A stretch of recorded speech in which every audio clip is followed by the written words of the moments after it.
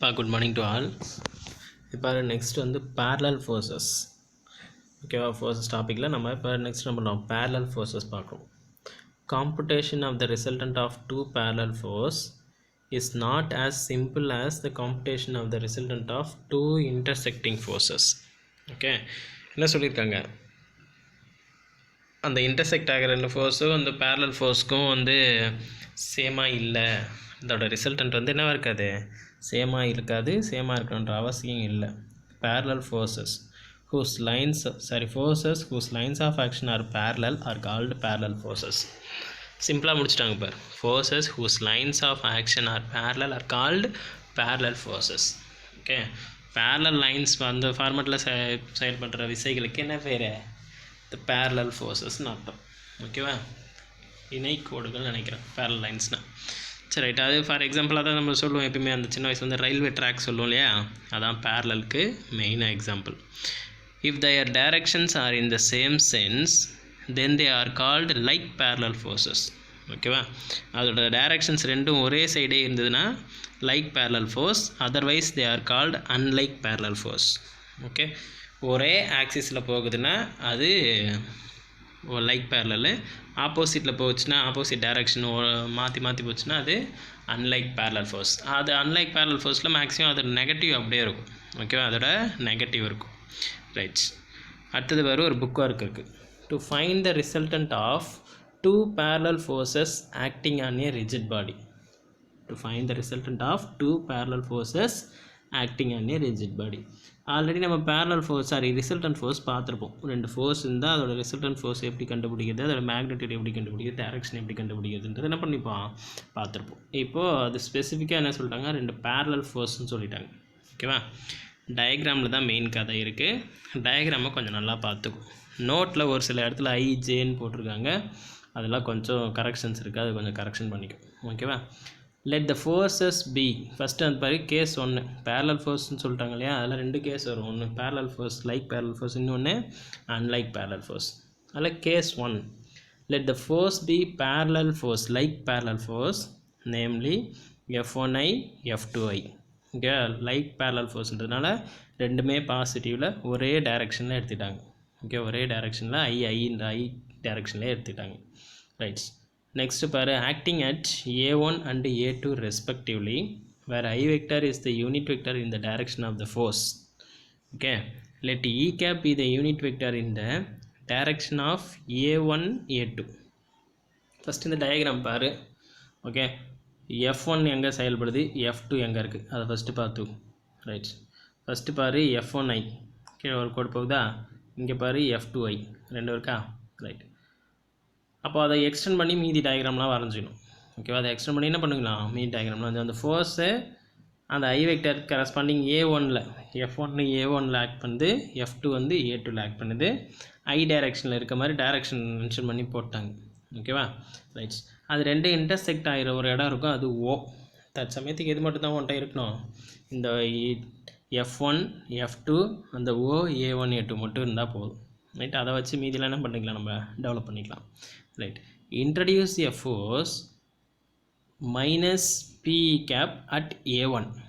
introduce a force என்ன பண்ணியிருக்காங்க, p into e cap, அது அந்த சைடு நான் ஆல்ரெடி ஆக்சிஸில் சொல்லியிருக்கேன் இல்லையா, இது என்ன இருக்கு நெகட்டிவ் சைடில் இருக்கிறதுனால அது minus p into e cap, a2ல் plus into e cap. Okay, plus p e cap a2ல். ஓகேவா, since these two forces are equal in magnitude and opposite in direction and act along the same line. அதான் அவங்க சொல்லியிருக்காங்க, அந்த இ gap என்ன பண்ணுது, பியில் ஆக்ட் பண்ணுது, சாரி a1ல் ஒன்று ஆக்ட் பண்ணுது, இன்னொன்று a2ல் ஆக்ட் பண்ணுது. ஒன்று நெகட்டிவ் சைடு, இன்னொன்று positive side. their interaction will not affect the effects of the given two forces. அதுவும் அந்த பார்ட்டிகல் மேலே செயல்படுது, இது அடிஷ்னலாக ஒரு ஃபோர்ஸ் பார்ட்டிகல் மேலே தான் செயல்படுது தவிர, அதனால் அந்த ஃபோர்ஸுக்கு எந்த மாற்றமும் கிடையாது. அந்த பாயிண்டில் செயல்படுறதுனால ஃபோர்ஸ் எந்த மாற்றமும் கிடையாது. சரி right, let a1 b1 equal to f1i. இந்த கீழே ஏரோ மார்க் இருந்தது இல்லையா, f1 எக்ஸ்டெண்ட் பண்ணி போடுவோம் இல்லை, கீழே ஏரோ மார்க்கு, அந்த ஏரோ மார்க் இருக்கிறதுல என்ன பண்ணுறோம், b1 ஒன்று ரெப்ரசன்ட் பண்ணிக்கிறோம். ஸோ a1 b1 வந்து f1i வெக்டர். அதே மாதிரி அந்த டயக்ராமில் a2 b2 வந்து f2i வெக்டர். a1 c1 அந்த PE கேப் மைனஸ் PE கேப்னு சொல்லிட்டு ஒன்று எக்ஸ்ட்ரா பண்ணி போட்டோம் இல்லையா, அது அந்த இடத்துல C1 எடுத்துக்கோ. A1 C1 கேப் வந்து minus P into E cap, A2 C2ன்றது plus P into E cap. Right. இப்போ கம்ப்ளீட் த பேரலோகிராம். பேரலோகிராம்னா ஒன்றும் இல்லை, அது நம்ம அந்த ரிசல்டன்ட் ஃபோர்ஸில் பார்ப்போம் இல்லையா, அதே மாதிரி அந்த A1ல் Pயும் Fயும் இன்டர்செக்ட் ஆச்சு இல்லையா, அந்த இடத்துலேருந்து ஒரு கோடு வரைஞ்சோம்னா அந்த A1 B1 C1 D1. Okay, கண்டினியூவாக இல்லை பாரு, ABC அப்படி இல்லை, இது ரிசல்டன்ட் ஃபோர்ஸ்ன்றதுனால அந்த அப்புறம் A1 B1 தனியாக இருக்குது, A1 C1 தனியாக இருக்குது. அதோட இன்டர்செக்ட் ஆகிற இடத்துல D1 போட்டுறோம். அதை கம்ப்ளீட் பண்ணி இந்த பேரலோகிராம் வந்து இந்த complete the parallelograms A1 B1 D1 C1 எழுதும்போதே பாரு ABCDன்னு எழுதலவங்க அந்த ஃபார்மெட்டில் எழுதியிருக்காங்க. A1 B1 D1 C1. அடுத்தது A2 B2 D2 C2.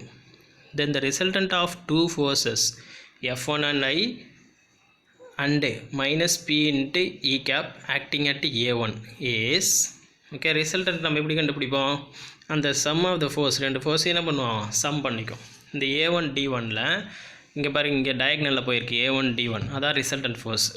F1க்கும் அந்த P இன்ட்டு E கேப்ன்ற ஃபோர்ஸ்க்கும். ஸோ அதை ஆட் பண்ண என்ன ஆயிரும், F1 into I vector minus P into E cap இருக்கும். And the resultant of the forces F2 I and P into E cap acting at A2. அப்படியே அந்த டயக்ராமில் ரைட் ஹேண்ட் சைடில் பாரு A2. ஓகேவா, ரைட். Is A2 D2 equal to F2 into I cap plus P into I cap, sorry E cap. அது இப்போ இங்கே பாசிட்டிவாக தான் இருக்குது PE கேப். ஸோ அதோட ரிசல்ட் என்ன பண்ணுற, அப்படியே ஸ்ட்ரெயிட்டாக F2 plus P into E cap சொல்லிட்டு அப்படியே போட்டுக்க வேண்டியது தான். ரைட். இப்போ தேவையான ரெடி பண்ணி வச்சாச்சு.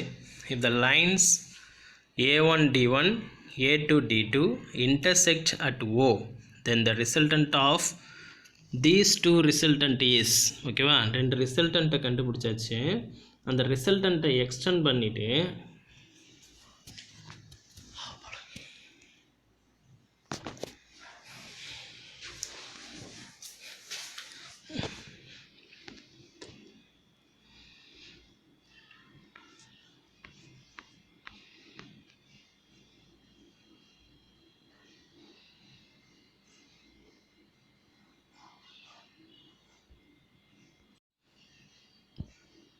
தனித்தனியாக ரெண்டு ரிசல்டன்ட் கண்டுபிடிச்சாச்சு. இப்போ அந்த ரிசல்டன்ட் ரெண்டுத்தையும் நீட்டி அப்படியே கோடு போட்டால் அந்த ரெண்டு இன்டர்செக்ட் ஆகிற இடம் எங்கே இருக்கேன், ஓ.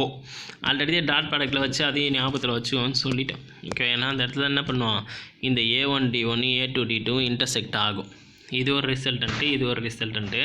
அந்த ரிசல்டன்ட் ரெண்டு இன்டர்செக்ட் ஆகிற இடத்த வச்சுன்னா நம்மளுக்கு இந்த ஒரிஜினல் ஃபோர்ஸோட ரிசல்டன்ட் கிடச்சிரும். பேரலாக போகிற ரெண்டு ஃபோர்ஸோட resultant force கிடைச்சிரும். ரைட்டா.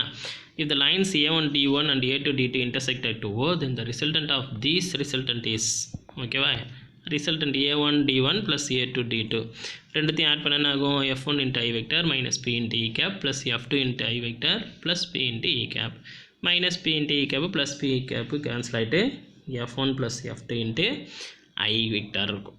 ரைட்டா. ஆக்டிங் அட் O பாரு, F1 கீழே ஒரு டவுன்லோடில் ஒன்று எடுத்தோம், F1 into I vector F2 into I வரும். அதோட ரிசல்டன்ட் ரெண்டுமே சேர்ந்து என்ன வந்திருக்கு, அதே I வெக்டார்லேயே வந்திருக்கு. அதோட பேரலல் ஃபோர்ஸும் அந்த சென்டரில். Note that this resultant is parallel to the original forces.